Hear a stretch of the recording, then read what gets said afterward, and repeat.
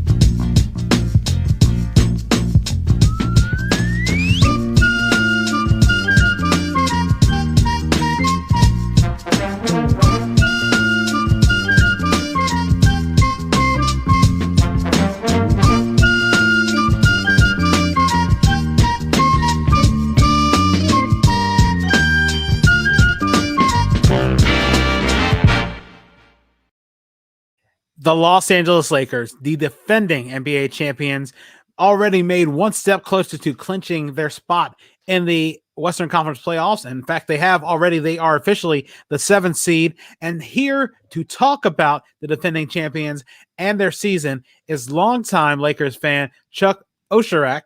And I really appreciate you being here with me, talking about the Lakers and everything, and talk about your fandom. And I really appreciate it. Thanks, Earl. I'm glad to be here. The first thing I want to ask you, what led to you becoming a Lakers fan, and was there something, what drew you to them particularly? So I'm born and raised in Pittsburgh, Pennsylvania. So obviously we don't have an NBA franchise. I was growing up in the '80s. I was a tall kid, but probably I graduated high school probably a buck 40. So you put any tall kid on the basketball court, the coach is going to want to put them down low, and I just got the slop beat out of me. So here I was, a scrawny little stream bean out there, and this guard came out, Magic Johnson, taller guard, taller point guard, play outside, got everybody involved. And I looked at that and I said, you know what? I like how that guy plays. Plus, he doesn't get the slop beat out of him underneath like everybody else his size. So from back in the early to mid '80s, I jumped on the Showtime train, and I've been a Laker fan ever since. Looking at the number of memorable moments as a Lakers fan, if you had to narrow it down to one, which is the one that stands out the most? Um, it's tough to take it down to one, Earl. I would probably say um, the Oop against Portland in the 2000 Game 7 Western Conference Finals. If you think back, LA jumped out to a big 3-1 lead in the series. They lost game 5. They lost game 6. They were down 20 in game 7. And the Lakers come roaring back. And with about 40 seconds left, they're up 4. Kobe drives down the middle of the lane. Shaq goes back door on the right wing, and Kobe puts it up there, and Shaq throws it down for a 6-point lead, and the rest is history. So it's difficult to narrow it down to one, but that's probably probably the one that I remember the most. What would you say is your most unique piece of Lakers memorabilia that you have? Uh, Again, that's tough to narrow it down to one. I'm a big card and memorabilia collector. So I have a Kobe rookie, I have a Shaq rookie, Magic rookie. I love all of those. I have an autographed Kobe mini basketball, and an autographed Magic Johnson basketball. So those two are probably at the top of my list.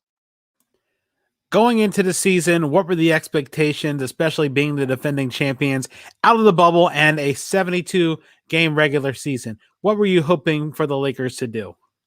I mean, as a Laker fan, I mean, is there really any other answer, regardless of the year? I mean, you were planning on winning a championship that year. I mean, if your aspirations are to make the playoffs, no, you're a Jazz fan. So, I mean, as a Laker fan, you are expecting to win a championship, or at least compete for a championship every year. And coming out of last year, I don't think that is any different. Looking at everything and seeing they got out to such a hot start, I guess there were no doubts at all that, hey, these guys are going to make the playoffs. So, I mean, throwing that out of the window, were you concerned at any point, especially following the injuries, that they might have slipped all the way out of the playoff race, not even just to the 7 to 10 spot, but out of the playoffs in general? Well, I mean, think about it. I mean, they had to win 5 in a row to get back up into the 7 spot. So I'd be lying if I was saying that I wasn't concerned at all. Especially Schroeder was on the shelf. You had Davis on the shelf. LeBron. I don't think I ever went complete Chicken Little. The sky is falling. But of course, yeah. I mean, if they don't win those 5, who knows where they are? And I think any team that was fighting to get into the play-in tournament, yeah, they had to have had some concern. Looking at the playoffs itself, who in particular do you feel the Lakers match up the best with? Who are you hoping that the Lakers can exploit their matchup with, even though the brackets are sort of already set? Who are you looking forward to seeing in the playoffs? So I'm going to answer based upon last night's game, and then I'm going to expect you probably to push me a little bit more. Who do I want to face, or who am I afraid of in general? Um, I'm not afraid of any team, but based upon last night, I'm afraid of every team. I mean, you take a look at it, injuries are going to be key, keeping this team healthy. But at the end of the day, you have a defending champion that has two of the best seven players in the league on their team. You are led by a player that has been to the NBA Finals 9 of the last 10 years, and I think is easily one of the top 5 players of all time. Just to keep the argument out there. So I look at the East and the West, and I could see them beating every team. I could see them losing to anybody on any given night. From a true matchup perspective, I think if you look at last night, this team needs to go back and play more of a small ball with Davis at the 5. And so I like any matchup that is going to give them an edge there. So I kind of take a look at it. Jazz have had a great season. I like Davis against Gobert in that situation. I'm not really worried about Phoenix. Again, great year with Paul coming over. Um, I would be really nervous of a Denver team if they were healthy right now. And I think even with them not being healthy, Denver is a team to be worried about. And I think we have to be worried about our little brother. I mean, the Clippers are here to stay, and I mean, we pushed them in the sand for enough years. Eventually, you have to expect them to come out fighting and win. So I would say the Clippers and even Denver, and based upon last night, I would not want to face Golden State again. I just you take a look at what that team has done. I don't care where they are with Green and Curry. They play together better than most any duo out there. And looking at LeBron, of course, he, as you mentioned, one of the top 5 greatest. Going into the Lakers history, who would you say is the greatest Laker of all time? Because I know there's plenty of debates there. I mean, and it can extend. Some people will say it'll extend outside of the court and into the front office too, which would put Jerry West up there as well. But to you, in your mind, who is the greatest Laker of all time? So I take a look at that question. I think it's a great question. I think if you just look at on the court, Kobe has every right to be in that discussion. I take a look at kind of what the players have done after their career for the community, for the franchise. I think it really then puts West and Magic up there over top. And I'm going to go with Magic. I am biased. He is my favorite sports player of all time. But I think if it's difficult to think of if you name a franchise at random, that more people aren't going to think about Magic other than maybe that are people that were born after the year 2000. I think he is the franchise and made them who they are today. You know, and I've always think about this because I look at Kareem and I just think, you know, that is a tough choice too. And I know that he technically could be the choice of the greatest player for 2 teams, but and he still leads ball. He still leads Milwaukee scoring, and he was only there for like 5 or 6 years. So, but that's why I always think Kareem too, just because, you know, he, while Magic added the pizzazz, I think Kareem was a focal part of Showtime as well, and even before it got to Showtime. Well, and that's an interesting point because obviously I think of Kareem.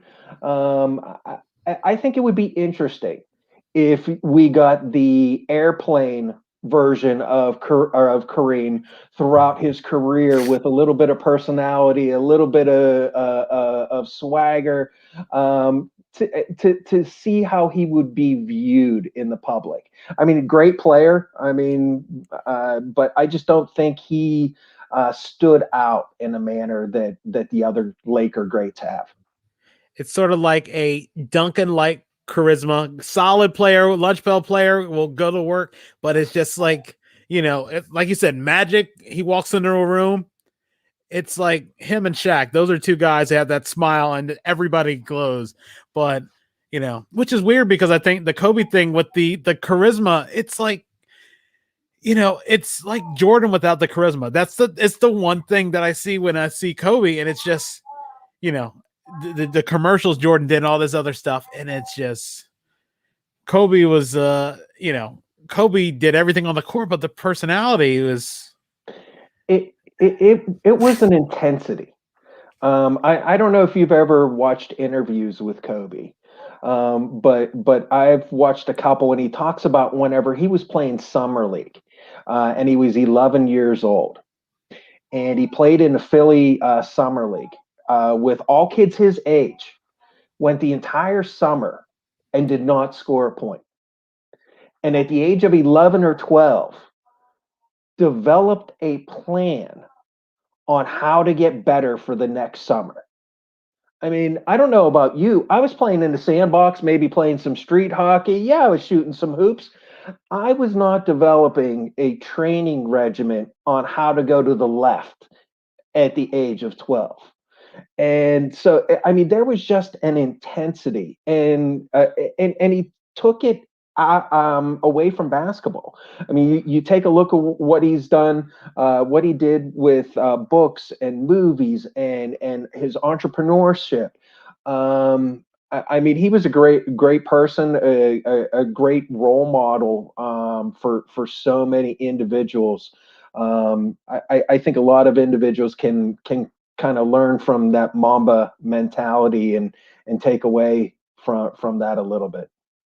Yeah, he was definitely focused. That no one can ever take away his focus. It's just everyone's thinking, man, if he was like people wanted to, I guess, to be a little more personable and things like that. So that's my, it was sort of like the Kareem and Magic thing in reverse with him and Shaq, where it's like you have the guy, the personality, and then you have the other guy who's ready to work, but somebody else will do all the talk, let his game do the talking for him.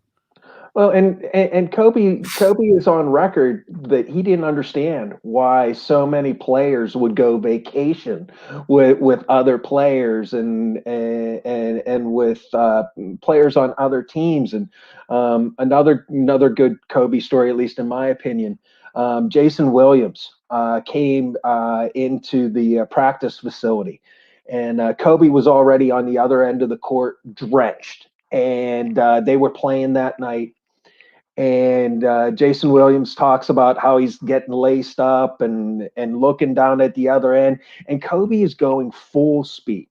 And if anybody out there has ever practiced, whether it be golf, whether it be baseball, whether it be basketball, it is real easy to just walk through the motions. And here Kobe is going full speed with his drills on the day of a game. Williams goes out there. Apparently, he practices for like an hour, 2 hours, comes over, sits down for a little bit. Kobe's still going at it. Goes back to the sauna, goes back and gets cleaned up, comes out. Kobe's still at it. After the game, Williams comes over to him and goes, "Kobe, it was a game day. What were you thinking?" He looks at him and said, "I knew you were down there. I wanted to make sure that you knew that you would never outwork me." And here's this one point, not even one of the best point guards in the league at that time. And he was going to make sure that he knew that Kobe had his number. I mean, you just kind of look at so many of the stories like that. There was an intensity to Kobe that, I mean, maybe him and Jordan. I mean, I don't know Tiger if you want to bring in players from outside basketball, but there was just a competitive intensity that I wouldn't even wanted to play ping pong against Kobe. Yeah, I mean, his competitive fire is something that probably couldn't be matched. I mean, it's easy for Jordan to do that because he's beaten everybody. He'll play golf with Barkley and everybody else, and like, oh, it's fine because he's got their number and he's beaten them on the court numerous times. But I can definitely see that. For Kobe, it was nonstop work, and I think with Jordan, it was like work hard, play hard a little, and I think Kobe was able to work hard and then keep working hard, but then spend time with his family. So I think that's always a big thing. And it would have been interesting just to see what the future had in store for him. Unfortunately, just the series of events last year just made things, so hard to imagine what was going to happen next. Looking at, No, I was just going to say uh, there are moments in everybody's life, and I think it's odd to say, but I think most people will remember where they found out that Kobe passed away. I mean, I think that's one of those moments that you specifically remember where, how you found out. So yeah, I would agree with that. looking at the NBA Finals, who do you have coming out of the West? Who do you have coming out of the East? Who wins, and in how many games? So I'm going to say coming out of the West, I'll throw a teaser out there and say that there's a team that will come from LA out of the West, and then I'll transition over to the East and say that I think the East is going to be tough. I think it's difficult to pick against the Nets, but I'm going to go with Philadelphia. I know there are a lot of holes that you can poke in Philly, but I'm a big believer that defense wins championships. I'm a big believer that defense doesn't go cold. I think the Nets are going to have difficulty playing together. I think one of the disadvantages that that Nets team has is unlike most big threes, you have three players there that are used to having the ball in their hands. Most other of the big superstar teams have somebody that is really comfortable playing off ball, if not two players. And I think it's kind of the infamous if you have three quarterbacks, you really don't have one. I think at points that's going to come back and hurt the Nets. So I know they're a number one seed, but I still think that Philly is going to quote unquote surprise some people and be the team that comes out of the East. Coming out of the West, I'm going to say it is the Lakers. I kind of take a look at it, and there are a lot of questions to this Lake Show team. I do think that the Clippers are going to give them a dogfight if and when they run into them. Um, I know a lot of people are concerned about depth. I take a look at depth in the playoffs. I think with the extra days of rest, I think with the extra TV timeouts, I think playoff basketball is more conducive to a shorter rotation, and you tend to see that with most teams. So I think if you can keep Davis and James healthy, Schroeder, I think hopefully started to get his legs back yesterday. And I take a look at that bench, and between Kuzma, Matthews, Pope, I mentioned earlier, I really would like to see this team go small. So as much as I love how Drummond plays, I think he's the third center in this group right now. So I would like to see them play much more with Davis, have Montel actually sub on him a lot more, and I think they have the outside shooting that they can actually come out of the West and face off against Philly. Who do you have winning and in how many games? So I'm going to say the Lakers. Again, I know there are a lot of questions. I just think things can break for them, and I'm not going to go against an individual that's been in the finals 9 out of 10 years. I know his record in the finals. It leaves a lot to be excited about, but I would much rather be there and give them the chance. And I think they would beat Philly in 6. That's honestly, initially when I started doing these interviews, I think early on before the injuries occurred, a lot of people were picking the Lakers. And then once LeBron went down, it started changing. And then you get a whole soup of ideas. I mean, it's interestingly enough, a lot of people pick the Nets as well, thinking that they'll make it, but I just don't know. I mean, honestly, as an honest observer, I have no clue because playoffs are a crapshoot sometimes because you never know who will get hot, you never know what'll happen, and then you never know when somebody will just carry a team into the playoffs. That's why another team that I'm concerned about whenever you ask is Denver. I mean, the Joker is a very valid and well deserved and MVP. I know LeBron was pumping up Steph, and you know what? You saw at times last night what he can do. Um, I just think I would not want to play against a Joker. I would like to see that Denver team get Barton back, get some more of the wings. Porter is been kind of thrust into the spotlight, and I think that's great for that team.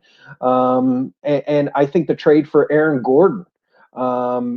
Gordon was a high flyer scorer in Orlando, and I think he's gone into that team, and that's still him. But he's playing D, and a very, very valuable asset there. So I think you can argue a handful, and if you think about it, at least out of the West, we didn't even talk about the top two seeds. And I mean, I think Utah needs a healthy Spider. I still think that there are some teams that match up pretty well with Utah, but they had a great season, and I don't think you could really look at anybody that picked Utah and say that that would be a bad choice there.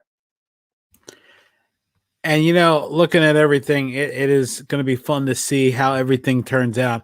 As we wrap this up, I really appreciate it, Chuck, as well. What are ways people can reach out to you on social media just to talk a little bit of Lakers basketball and other sports? And do you have any shout outs or things you need to promote or like to promote as well? I would say you can reach me on Facebook. Chuck Oshurak is my name. That's probably the easiest way to get in touch with me. Very, very avid card and memorabilia collector. So whether it be sports, whether it be collectibles, please feel free to reach out, and would be glad to talk. Well, Chuck, I really do appreciate it. And as we wrap this up, for everybody who's been watching, we're going to take one final sprint to try to get the last 5 teams: Hawks, Grizzlies, Bucks, Spurs, even though they were just wiped out, and Pacers, which look like they're going to be going down as well. But that still doesn't mean we want to talk about how their season went and what their expectations were. So anybody who wants to reach out watching this video, either it's now or if it's later, feel free. We're going to still try to get those in. But for Chuck Oshurak, I am Earl Holland. I want to say, everybody, thank you for listening to these 3 live streams, and then concluding it, of course, with the defending champions in fitting fashion. For everybody who's been watching, really appreciate it. Feel free to share and like this as well. And when everything gets done, you guys will love the final product for this podcast. Again, thank you so much, Chuck. I really appreciate it, and we'll continue this after we go off the air. Thank you.